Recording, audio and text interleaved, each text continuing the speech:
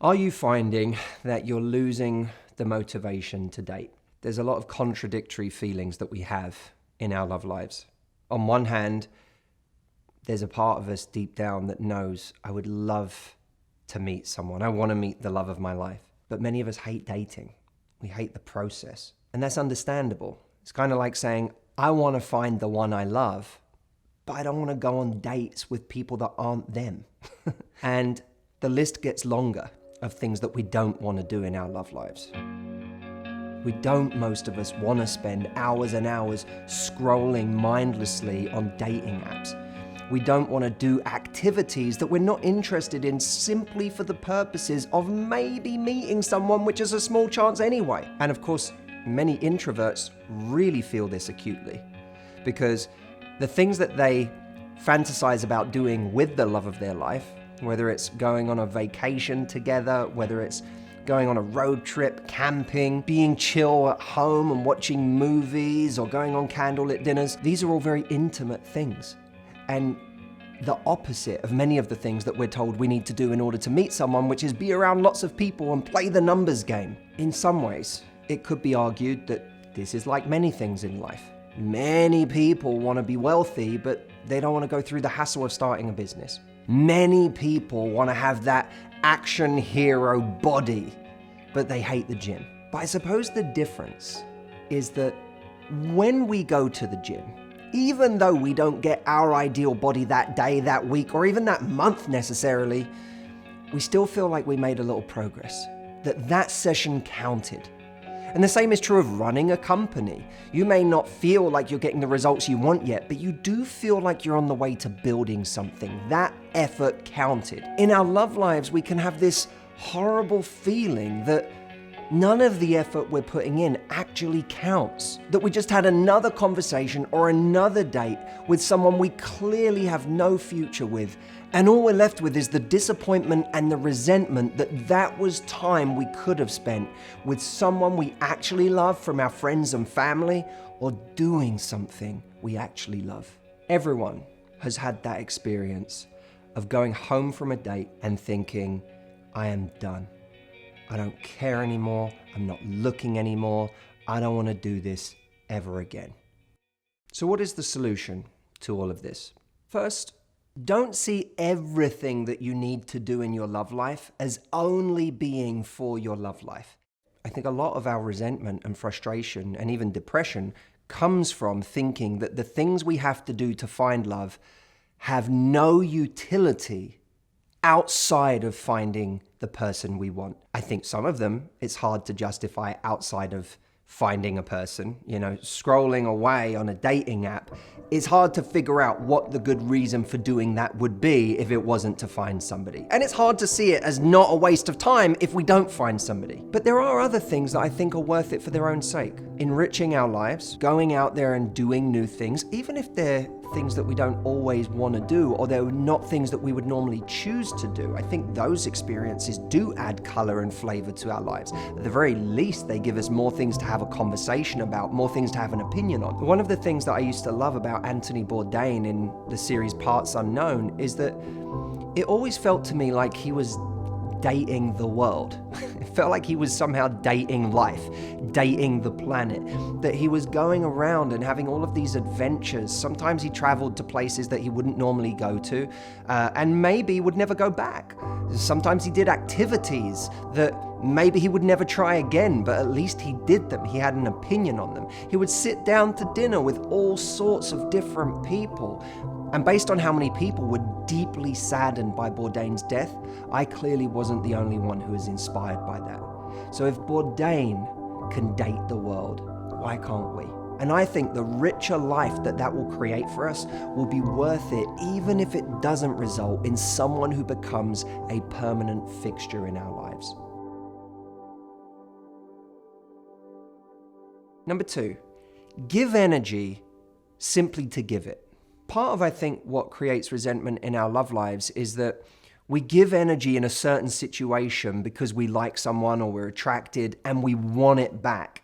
And then when we don't get it back, we feel like a failure and we decide not to give that energy again. I think that it's better to start by saying, what energy do I want to represent in life? What energy do I want to bring into a room? I think of the movie Elf, when Buddy the Elf is a human, but he comes to New York and is almost looked at like an alien, not just because he's wearing an elf suit, but because he has this almost naive kindness about him, that he just spreads joy wherever he goes. He walks into a stuffy office and compliments people and says sweet things and notices things and has a curiosity about him.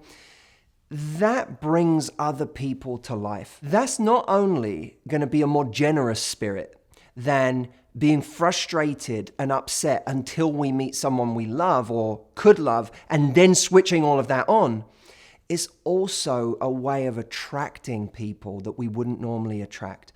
Because I do believe that's like a beam of light that we shine out. When we give that energy, people notice us differently. And that's part of being the person that other people see from across the room. And by the way, that's not why we're going to do it. We're not going to do it because if we give this energy, someone's going to come over. We're going to do it because that's simply the energy that we want to represent in the world. One of kindness and magic and possibility. Number 3, we will conserve more energy in our love lives if we get better at saying no to the wrong people faster. Always remember this. We cannot control when we meet the one, but we can control how many people we meet and how quickly we let go of someone who is the wrong one. Number 4, pit stops are okay. There's nothing wrong with taking a break from dating if you need it, or slowing down, taking more time for yourself or other activities so that you can refuel and bring more energy to your love life a little bit later on. Just don't allow a pit stop to become a dead end, because that will be doing your life a disservice. Even if you reintroduce things that you want to do for your love life slowly, at some point, get the car moving again. And number 5, focus on the person who is going to thank you in the future for not giving up today. Because that person is going to be so lucky to have someone as loving as you in their life. That person is out there right now, as you're hearing my voice, doing something out there in the world, hoping that they get to meet someone like you.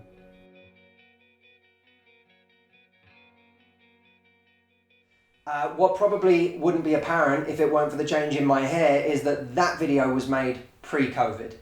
We released it now because we finally felt it was relevant. At the time we shelved it because we said this isn't where people are at.